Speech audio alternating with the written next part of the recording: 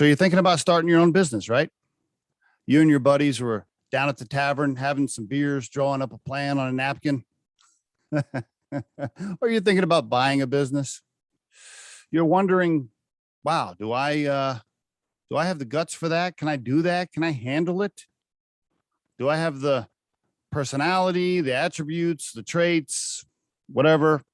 Do I have all the juice to be able to manage the things that come with being an entrepreneur? I want to give you 10 things to think about. Now, this is not an episode on how to be a successful entrepreneur or how to start your own company. It's an episode on whether or not I think you're going to be able to handle it, right? Based on your current situation, your emotional state, your health, etc. So let me give you 10 things. Okay, you ready? By the way, these are in no particular order. No particular order. I'm not going to try to rank these. I'll let you rank them for yourself. But here are 10 things to think about if you're planning on starting a business. Ask yourself these 10 things. Think about them before you get started. Okay, you ready? Number one, do you truly have the backup cash to do it? When I say backup cash, meaning you should probably have a year's worth of living expenses, a year's worth of salary, so to speak, setting in a bank somewhere as a complete backup plan. Forget about the money it takes to start the business. I'm not talking about the startup cash. I'm not talking about the money it takes to buy equipment or get licenses or any of that. Aside from that, you should probably have about a year's worth of salary setting in a savings account somewhere that has nothing to do with the business. So that if all else fails, if the whole thing crashes, if you don't make a single dime in 12 months, you have that cash to go and pull reserves from. Okay. That's number one. If you don't have that, then don't do it. Okay.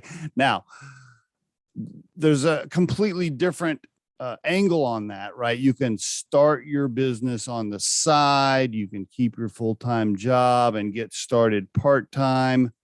But for the sake of this episode, I'm talking about when it's time to go all in. When it's time to go all in and quit your other job and start your business, make sure you have a year's worth of salary before you do that. That's number one. Number two, is your spouse ready? Your partner? If you don't have 100% buy-in from the person you live with, don't do it.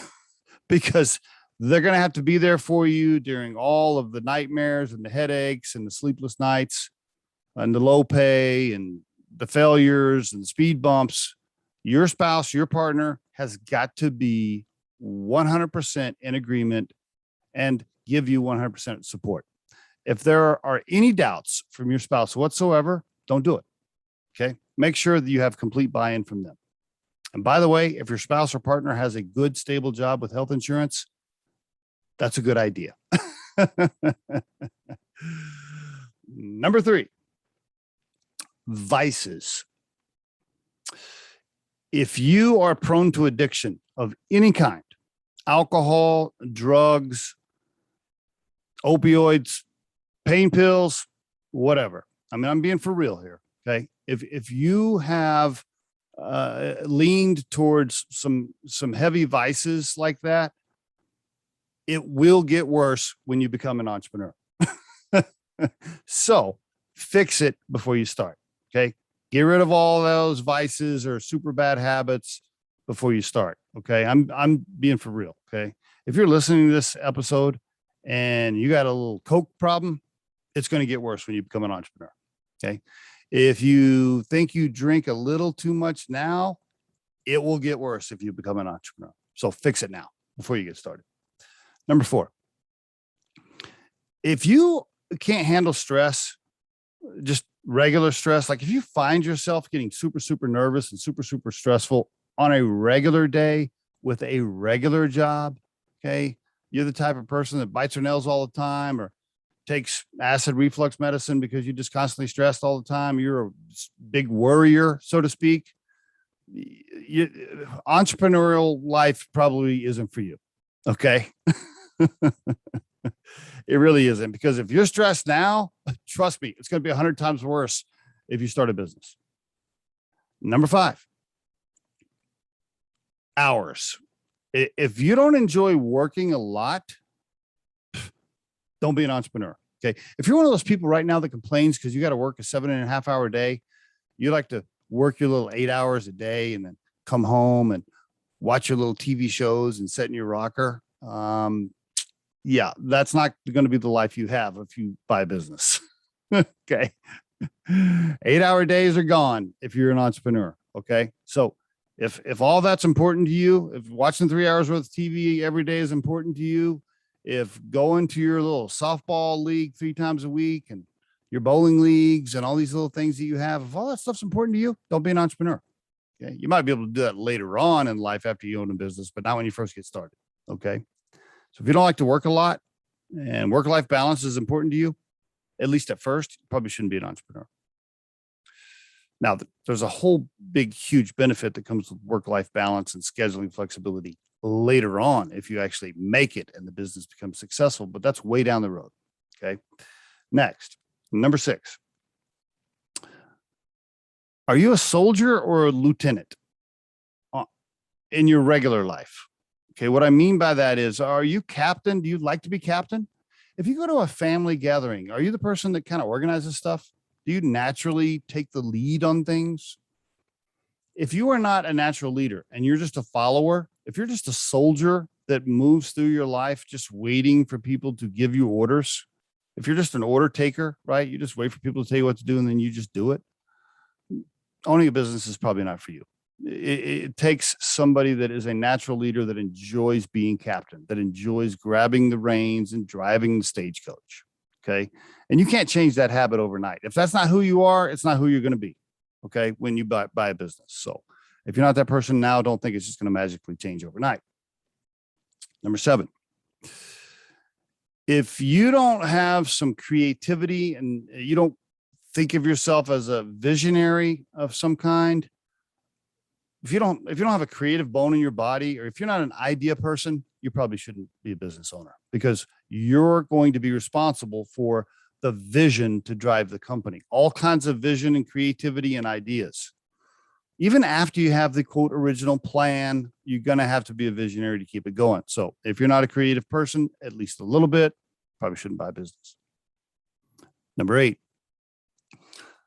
if you're not competitive, like if you play Monopoly with your family and you don't care whether or not you win, don't buy a business. Seriously, right? I mean, you have got to be super competitive. You've got to have this drive to want to win and be successful. If you don't have that, it's not just, if you don't have that naturally now, it's not going to change when you buy a business. Okay. Because owning a business is super ass tough, and the competitors will whoop your ass if you're not competitive. Okay. The competitors will whoop your ass if you're not competitive. That didn't sound right. I could have said that better, but you understand what I mean, right? Competition will crush you. Number 9. If you're an emotional, needy person, like you got to have somebody give you hugs all the time and put their arm around you and tell you how awesome you are, tell you what a great job you did all the time. If you need a lot of that, don't buy a business. Don't start a business, because if you're the business owner, guess what? Nobody's doing that. There's no boss to come up and put their arms around you and say, "Oh, great job today, Steve." Number 10, on a more serious note, number 10, your health. If you have health issues now, I strongly advise you to get those fixed to the best of your ability before you try and start a business, whatever it might be, right? I mean, you are going to have to be in top-notch shape physically, emotionally, mentally. It's going to take everything you have to get a business going and be successful. If you got some major health issues, now's not the time for you to start a business. Okay. Try to get that corrected. In some cases, health issues are forever, right? But you need to make sure that your health is as good as it possibly can be before you get started.